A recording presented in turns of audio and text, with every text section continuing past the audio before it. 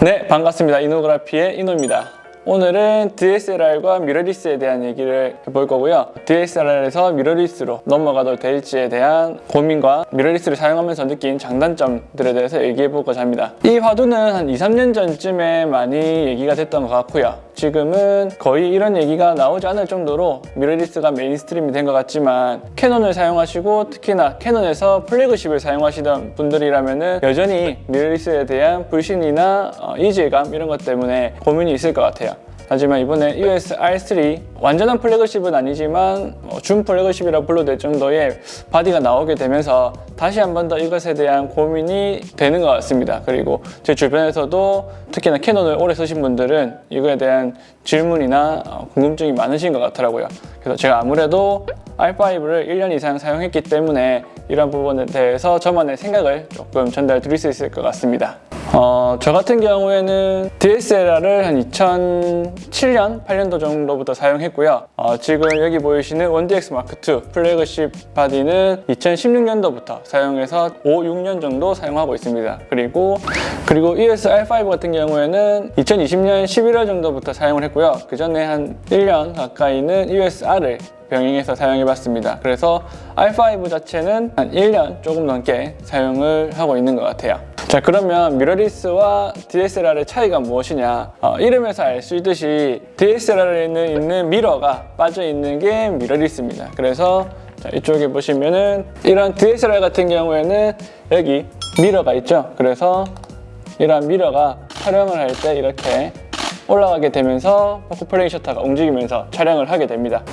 미러리스 같은 경우에는 미러가 없이 찰상면이 보이죠. 그래서 미러 없이 촬영할 수 있게 만들어진 바디가 미러리스입니다. 일반적으로 DSLR이 가장 대중적이고 편하게 사용되었던 큰 이유 중에 하나는 DSLR 같은 경우에는 이렇게 미러로 통해서 들어온 상이 뒤집어지게 되는데 다시 한 번 더 펜토프리즘을 통해서 사람들이 뷰파인더를 통해 볼 때는 실제로 촬영하게 될 화면하고 똑같은 상으로 볼 수 있게 되고요. 그렇지 않은 경우라고 한다면 폴라로이드 카메라처럼 렌즈 부분 옆에 눈으로 보는 뷰파인더 공간이 따로 있죠. 그런 경우에는 실제로 찍히는 렌즈와 눈으로 보는 부분이 좀 더 격차가 있기 때문에 실제 보는 것과 찍힌 사진이 다르게 나타나게 됩니다. 그리고 이러한 DSLR의 펜터프리즘과 미러의 역할을 이렇게 미러리스 같은 경우에는 디지털 뷰파인더를 통해서 디지털 상으로서 똑같이 촬영자들이 인식할 수 있도록, 눈으로 볼 수 있도록 만들었다고 보시면 될 것 같아요.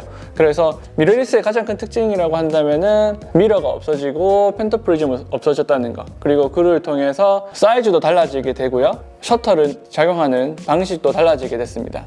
그래서 제가 생각했을 때 이렇게 한 큰 두 가지 디지털 뷰파인더에 대한 부분과 셔터에 대한 부분이 미러리스에 대한 가장 큰 차이점이자 장점이자 단점, 그리고 DSLR에서 미러리스로 넘어오는데 가지게 되는 벽이라고 해야 될까요? 이질감이라고 해야 될까요? 그런 부분에서 큰 영향을 미친다고 생각을 합니다. 이렇게 미러리스로 오게 되면서 디지털 뷰파인더를 사용하게 되면 제가 생각하는 가장 큰 장점 중에 하나는 노출 시뮬레이션인 것 같아요. 촬영을 하게 될 때 제가 설정을 이렇게 바꾸게 되면 밝기가 달라지게 되죠. 이렇게 촬영하게 될 결과물의 밝기를 뷰파인더를 통해서 즉각적으로 확인할 수 있기 때문에 실수를 하는 부분이 훨씬 더 적어지게 된 것 같고요. 그에 반해서 옵티컬 광학식 뷰파인더 같은 경우에는 촬영의 결과물이라기보다는 실제로 제가 카메라 없이 보게 되는 부분하고 똑같은 밝기랑 환경으로 보게 되기 때문에 이러한 부분에서 노출을 확인할 수 있다는 것, 그것이 첫 번째 장점인 것 같습니다. 두 번째 장점은 이런 DSLR 같은 경우에는 사진을 촬영하면서 그 결과물을 중간중간 확인해야 될 때 꼭 이렇게 눈을 떼서 뒤에 있는 LCD를 통해서 사진을 확인해야 되기 때문에 항상 이렇게 촬영 중간중간에 눈에서 카메라를 이격시켜야 된다는 점이 불편한데요. 이렇게 미러리스 같은 경우에는 촬영하는 중간에도 뒤편에 있는 재생 버튼을 누르게 되면은 조그만한 창이긴 하지만은 플래시가 터졌는지 노출이 제대로 되고 있는지 방금 촬영한 사진이 눈을 떴는지 감았는지 이런 부분을 즉각적으로 확인할 수 있기 때문에 촬영할 때 어느 정도의 시간의 텀을 많이 세이브 시킬 수 있는 부분이 저는 큰 장점인 것 같아요. 그리고 디지털 뷰파인더의 세 번째 장점은 뷰파인더와 LCD를 번갈아 가면서 사용해야 될 때 훨씬 더 빠르고 편하게 사용하실 수가 있습니다. 미러리스 같은 경우에는 세팅에 따라 다르긴 하지만 가까이 다가가게 되면은 자연스럽게 LCD가 꺼지면서 뷰파인더가 활성화되는 반면에 DSLR 같은 경우에는 광학식 뷰파인더에서 LCD로 넘어갈 때 미러가 반드시 올라가야 됩니다. 그냥 촬영하다가 내가 라이브 뷰로 변경을 해야겠다라고 하시면 이렇게 시간이 어느 정도 텀이 걸리게 되죠. 자, 보시면은 미러가 올라갔다가 내려갔다가 이러한 과정이 함께 병행이 돼야 됩니다. 그렇기 때문에 DSLR 같은 경우에는 뷰파인더와 LCD를 병행해서 사용하려고 한다면 어느 정도 불편함을 감수해야 되는 부분이 있습니다. 그리고 디지털 뷰파인더의 단점은 광학식 뷰파인더에 익숙하신 분들은 아무래도 일지감이 조금 있는 것 같습니다. 고급 기종으로 가게 되고 발전된 카메라가 나오게 되면서 저 같은 경우에는 많이 익숙해지고 큰 차이를 못 느낀다고 해야 될까요? 아니면은 차이는 느껴지지만 아까 말씀드린 것 같은 장점, 그리고 뷰파인더를 통해서 확대 버튼을 이용해서 확대를 할 수 있는 부분들, 그러한 사용의 편리성 때문에 어느 정도 감안을 하고 사용하기에 충분하다라고 느끼고 있지만 여전히 많은 분들이 디지털 화상으로 된 부분을 조금 어색해하는 것 같고요. 그리고 최근에 나온 세대들의 소니 바디를 써보지는 않았지만 EOS-R이 나왔을 때쯤에 다른 소니 바디를 써봤을 때는 확실히 조금 더 어색한 느낌이 있었어요. 그리고 이거는 장점이다 단점이 될 수 있을 것 같은데 어두운 환경에서 촬영하게 될 때 디지털 뷰파인더 같은 경우에는 인위적으로 더 밝게 볼 수 있도록 밝기를 끌어올릴 수도 있긴 하지만 그만큼 어두운 환경에서 사용하게 되면은 버퍼링이나 노이즈가 화상에 같이 영향을 미치게 됩니다. 그래서 그 프레이밍을 맞추기 위해서 화상을 움직이거나 할 때 좀 더 버벅임이라든지 딜레이가 느껴지는 것을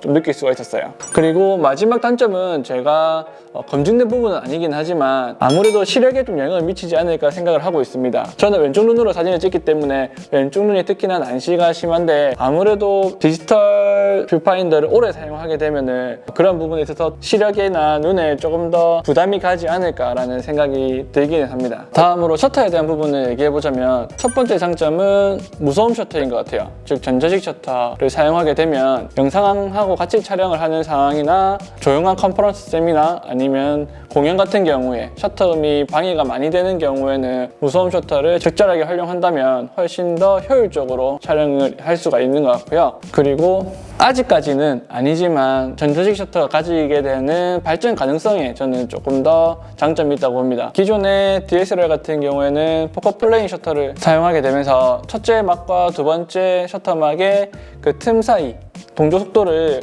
더 빠르게 하는데 물리적 한계가 있겠지만 전자식 셔터 같은 경우에는 소프트웨어적으로나 하드웨어적으로 조금 더 발전을 한다면은 그런 부분에 있어서 더욱더 발전 가능성이 있다고 생각을 합니다. 그래서 동조 속도도 훨씬 더 빨라질 수 있게 되지 않을까 그러한 기대를 가지고 있습니다.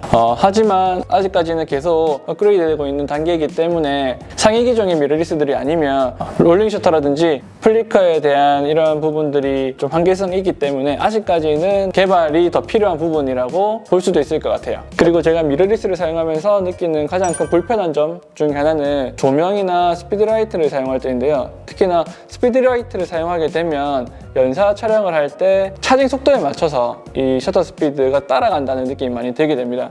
제가 플래그십을 사용할 때는 연사 속도를 유지하는 과정 중에서 스피드라이트가 중간중간에 차징될 때마다 터진다는 느낌이었다면 미러리스 같은 경우에는 오히려 반대로 따라가는 느낌이 좀 있더라고요. 그런 부분은 조금 불편한 점이었습니다. 그리고 조명을 사용하게 되면 노출 시뮬레이션이 작동이 꺼지게 되면서 뷰파인더로 보는 노출이 자동으로 변하게 되는데 역광인 경우에는 역광에 영향을 많이 받아서 전체적으로 어둡게 뷰파인더가 보이다 보니까 오히려 인물의 표정이나 인물의 디테일이 보이지 않게 되더라고요. 그런 경우에는 광학식으로 내 눈에 보이는 대로 바로 보이는 게 더 편한 경우가 있었습니다. 이런 부분은 다른 세팅을 통해서 조금 더 극복이 될 수 있으면 좋을 것 같아요. 그리고 미러리스의 세 번째 특징적인 부분은 AF인 것 같습니다. 이 부분에 있어서는 확실히 장점적인 부분이 우월하게 더 많은 것 같고요.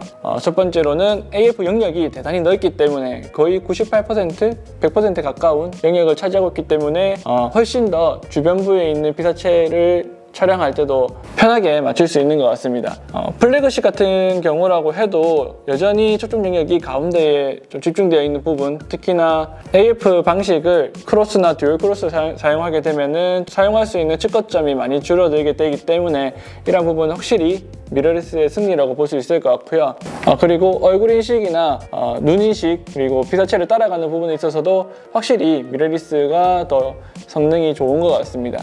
그리고 캐논 유저분들이라면 다 공감을 하실 텐데 DSLR을 사용했을 때 가지고 있던 구라핀, 즉 카메라는 초점을 맞췄다고 인식을 하고 표기를 하고 촬영을 하지만 실제로 촬영을 하게 되면 핀이 앞이나 뒤로 밀리는 그러한 부분들이 미러리스에서는 거의 존재하지 않기 때문에 그런 부분도 확실히 편한 것 같습니다. 미러리스를 사용하게 된 뒤로는 핀 교정을 하러 가본 적이 없었고요. 가끔씩 1DX Mark2를 병행해서 투바디를 사용하게 될 때 오히려 핀에 대한 스트레스를 받으면서 잊고 있었던 이런 불편함이 있었구나라는 부분을 확실하게 느낄 수 있었어요. 마지막으로 제가 사용하면서 느낀 그 외의 장단점들인데 일단은 장점보다는 단점 위주로 조금 말씀을 드려보자면 셔터에서 말씀드렸듯이 스피드라이트와의 궁합이 아직까지 그렇게 좋은 것 같지는 않습니다. 현장에서 특히나 프레스용 사진을 촬영하게 될 때는 한계점이나 조금씩 불편한 점, 일체감이 느껴졌었고요. 이런 부분은 EL1 같은 스피드라이트를 사용해 본 게 아니기 때문에 앞으로 어떻게 발전이 될지는 조금 더 지켜봐야 될 것 같습니다. 특히나 미러리스 같은 경우에는 확실히 DSLR보다는 조금 더 카메라라기보다는 전자기기라는 느낌을 더 받게 되는 것 같아요. 소니만큼은 아니긴 하지만 캐논도 어느 정도는 그런 느낌을 저도 받으면서 사용하고 있고요. 지금 1년 조금 넘게 사용하면서 한 두세 번 정도 다운이라든지 버퍼링처럼 느껴지는 경우가 있었어요.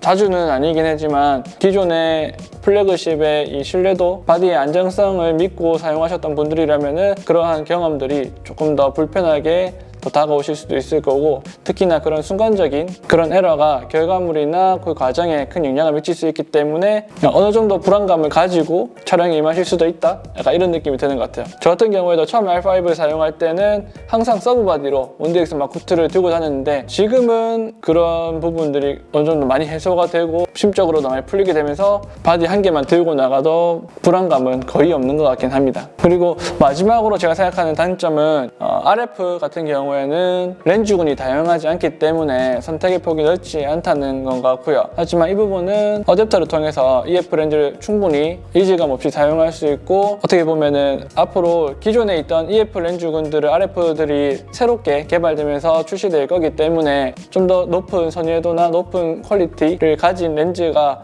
나온다는 또 얘기이지 않을까라는 부분으로 볼 수도 있을 것 같긴 해요.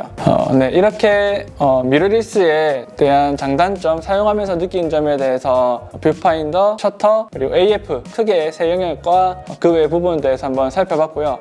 제가 생각할 때 결론적으로 플래그십 DSLR을 사용하다가 이제는 미러리스로 넘어가야 되는 시기가 왔느냐에 대한 얘기를 해보자면 저는 이제는 그런 시기가 됐다고 생각을 하고요. 당장 DSLR이나 기존에 사용하던 기기를 팔아서 미러리스를 사야 된다, 이런 얘기는 절대 아닙니다. 다음 카메라로 기변을 해야 될 시기가 온다면 이제는 미러리스를 사는 게 현실적이지 않을까라는 생각이 들어요.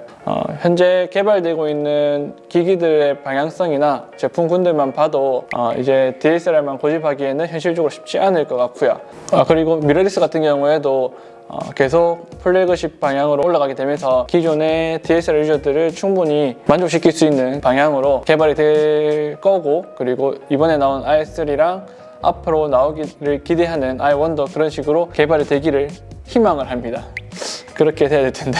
제가 미러리스를 사용하게 되면서 제 지인분이 미러리스를 왜 쓰냐, 쓰는 장점이 뭐냐, 찍으면 사진이 어떻게 달라지냐라고 물어보신 적이 있는데 그 부분 일단은 질문 자체가 조금 잘못된 것 같고요. 미러리스를 사용한다고 해서 사진 자체의 퀄리티가 달라진다거나 하지는 않는 것 같아요. 왜냐하면 결국엔 촬영에 대한 편의성이라든지 기계적인 성능에 대한 차이이기 때문에 사진 자체에 대해서 달라진다고 생각하지는 않고요. 물론 캐논 같은 경우에는 디직이라는 프로세싱 처리 자체가 달라지기 때문에 색감적인 부분이나 아니면은 최신 바디이기 때문에 선예도, 화질 이런 부분들이 더 좋아질 수는 있긴 하지만 미러리스로 바꿨기 때문에 당장 사진 이런 부분으로 달라진다라는 부분은 아닌 것 같습니다. 저는 이런 부분이 약간 전기차랑 비슷한 느낌인 것 같은데요.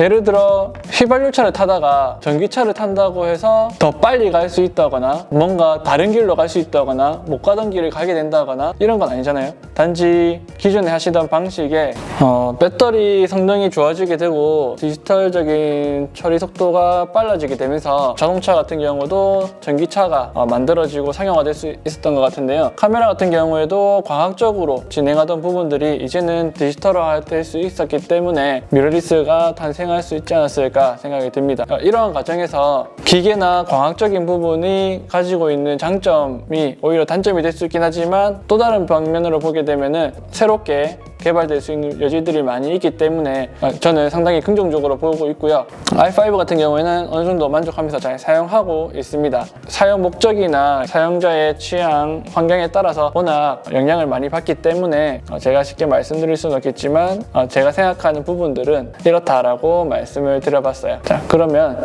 다음에도 카메라, 사진과 관련된 이야기로 찾아뵙겠습니다.